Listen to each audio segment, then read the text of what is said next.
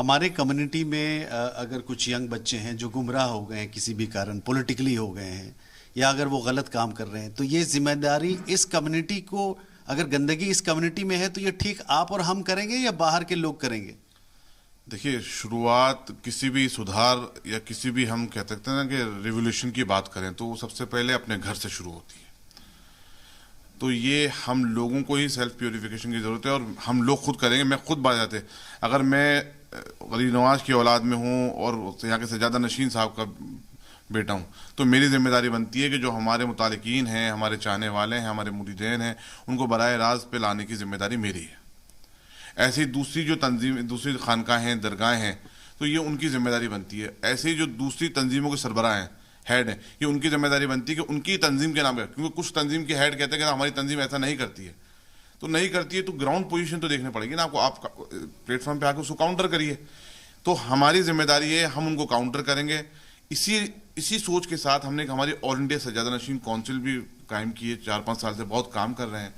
सफ़र में रहता हूँ, कोशिश करता हूँ कि गरीब नवाज जिस दीन को लेकर हिंदुस्तान में तशरीफ़ लाए थे, उस दीन को किसी तरीके से नुकसान ना पहुँचे, उस पर कोई उंगली ना उठाए, और उनकी जो तालीमात थी, उनकी जो मोहब्बत और क़ुव्वत का पैगाम था, आज हम घर घर पहुँचाएँ। ख़ास तौर से हमने यूथ को जोड़ें, क्योंकि यूथ सोशल मीडिया की वजह से बहुत ज़्यादा गुमराह हो रहा है। आपने जैसे फरमाया पॉलिटिकली आज की तारीख में जो ये पॉलिटिकली ध्रुवीकरण हो रहा है कि आज की तारीख में वोट धर्म के नाम पे मांगे जा रहे हैं, और मुसलमानों को तो एक ऐसा वोट बैंक समझ लिया है कि हम लोग एक किसी की गाय बन के रह गए। नहीं, हमें वोट करना चाहिए नेशन को कामयाब करने के लिए, नेशन को मजबूत करने के लिए। वोट एज एन इंडियन होना चाहिए, एज एन क्या नाम है, किसी पर्टिकुलर पार्टी से जुड़ के नहीं होना चाहिए। तो मैं तो आपके ज़रिए, जहाँ पर भी इलेक्शन होते हैं, मुल्क में होते हों, दुनिया में होते हों, तो हम समझते हैं इलेक्शन आपकी तरक्की के लिए होता है, आपका वोट डालना अधिकार है। तो आप वोट जब डालें तो मज़हब के एतबार पे ना डालें, मुल्क को मजबूत करने के लिए डालें, खुद की तरक्की के लिए, आने वाली नस्लों की तरक्की को सोच करके वोट डालें। तो ये पॉलिटिकल लेवल पे जो यूथ, मैं समझता हूँ आज की तारीख बहुत पढ़ा लिखा यूथ है, सोशल मीडिया का ज़माना है, तो हम लोगों को यूथ को आगे लाना चाहिए।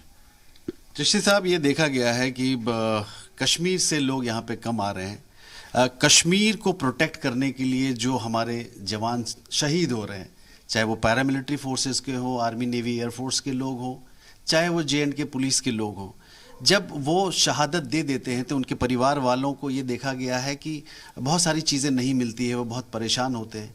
तो वहाँ की जो परेशानी है, क्या उसको सॉल्व करने का अधिकार या जिम्मेदारी सिर्फ PM को है, HM को है, या अलग अलग चीफ मिनिस्टर जो अलग अलग स्टेट के हेड हैं, क्या उन लोगों की जिम्मेदारी नहीं है कश्मीर को प्रोटेक्ट करना? क्योंकि अगर कश्मीर महफूज नहीं है, अगर वहाँ के बॉर्डर्स, मतलब बाहर से लोग आते हैं, महफूज नहीं है, तो आप ये मान के चलिए कि पार्लियामेंट अटैक हुआ, मुंबई में 26/11 हुआ, तो आपको ऐसा नहीं लगता कि सारे चीफ मिनिस्टर्स को एक प्रोएक्टिव एटीट्यूड लेकर के वहाँ के लोगों की मदद करनी चाहिए, जो लोग शहादत दे रहे हैं उनके परिवार वालों की मदद करनी चाहिए?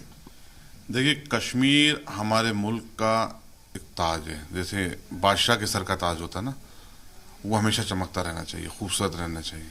इस तरीके कश्मीर हमारे मुल्क का अभिन्न अंग है और हमारे मुल्क का ताज।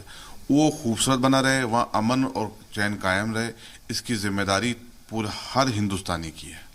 आपने सही फरमाया कि हर चीफ मिनिस्टर को, हर पॉलिटिकल पार्टीज़ को पॉलिटिक्स से ऊपर उठ करके इस मसले के अंदर PM का नहीं, हुकूमत का साथ देना चाहिए पूरी, कि नहीं, वहाँ पर हमें पीस कायम करना चाहिए। हज़ारों हमारे फौजी भाई शहादत हो चुकी है, हमारी बहनें बेवा हो चुकी हैं, तो कब तक वहाँ शहादत देते रहेंगे हमारे फौजी तो वहाँ पर उसको सेव करने के लिए अपनी जान दे रहे हैं। यहाँ पॉलिटिक्स होती है, और वहाँ के जो लोकल पॉलिटिशियन हैं वो क्या कर रहे हैं, वो कश्मीरियत की बात करते हैं, उनके बच्चे अमेरिका लंदन में पढ़ रहे हैं। तो कश्मीरी आवाम की, वहाँ के जो लोकल लोग हैं, उनकी फलाह बहबूद की बात कौन करेगा? आप फलाह बहबूद की बात करते हो, आप कश्मीर को इस काबिल क्यों नहीं बनाया कि आपको लंदन अमेरिका अपने बच्चे भेजने पड़े? कश्मीर में जब आर्टिकल 370 हटाया गया था, मैं भी वहाँ विजिट करके आया था, वहाँ हालात बहुत ख़राब थे। उस वक्त लोगों में नाराज़गी थी, लेकिन वो नाराज़गी वक्ती तौर पे थी।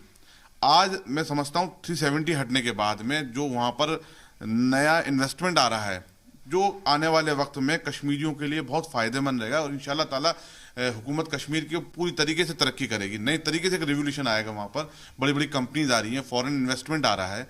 तो आने वाले वक्त में कश्मीर को हमें वापस से वही अमन और चैन का गहवारा बनाना है, सूफीज्म का गहवारा बनाना है, और कश्मीर को हमें टूरिज्म पॉइंट व्यू से दुनिया का सबसे अच्छा टूरिज्म स्पॉट बनाना है। उसकी जिम्मेदारी हर पॉलिटिकल पार्टी की बनती है। आखिर हम कब तक हमारे फौजियों को ऐसे शहादत के लिए उनको होते हुए देखते रहेंगे?